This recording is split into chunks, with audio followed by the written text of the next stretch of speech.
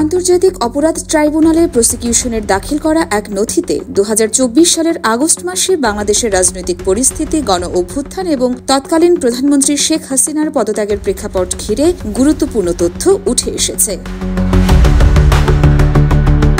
নথিতে বলা হয়, 4 আগস্ট রাতে শেখ হাসিনার নেতৃত্বাধীন সরকার গ্যাং অফ 4 নামে পরিচিত শীর্ষ 4 জন নেতা ওবায়দুল কাদের, আনিসুল হক, সালমান এফ রহমান এবং আসাদুজ্জামান খান কামালের পরামর্শে কঠোর অবস্থানে যায়। তারা শেখ হাসিনাকে ক্ষমতা ছাড়তে নিরুৎসাহিত করে এবং সেনা পুলিশ সমন্বয়ে আন্দোলন দমনের পরিকল্পনা নেয়।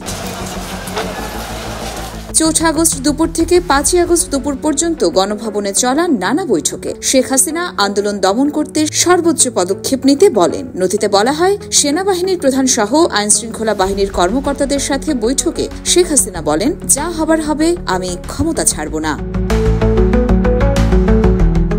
তিনি আন্দোলনকারীদের দমন করতে সেনাবাহিনীকে গুলি চালানোর নির্দেশ দিতে চান। তবে সেনাবাহিনীর কর্মকর্তারা পরিস্থিতির ভয়াবহতা বুঝিয়ে শেখ হাসিনাকে ক্ষমতা ছাড়ার পরামর্শ দেন। এতে ক্ষুব্ধ হয়ে শেখ হাসিনা বলেন, আমাকে গুলি করে মেরে ফেলো, গণভবনে কবর দাও। ট্রাইব্যুনালের নথি অনুসারে শেখ হাসিনার ছোট বোন শেখ রেহানা পর্যন্ত পা ধরে অনুরোধ করেছিলেন পদত্যাগ করবার জন্য, তবে তাতেও রাজি হননি তিনি। পরে সামরিক কর্মকর্তারা শেখ হাসিনার ছেলে সজীব ওয়াজেদ জয়ের সাথে যোগাযোগ করেন।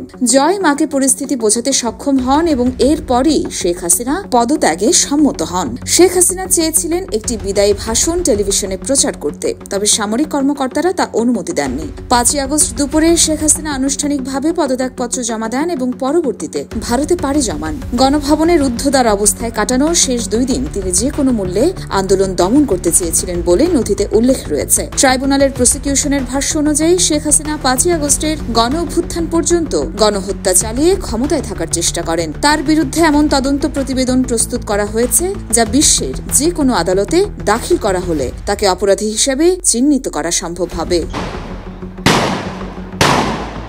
ইয়োরমা শায়ের জাহান, দেশকাল নিউজ।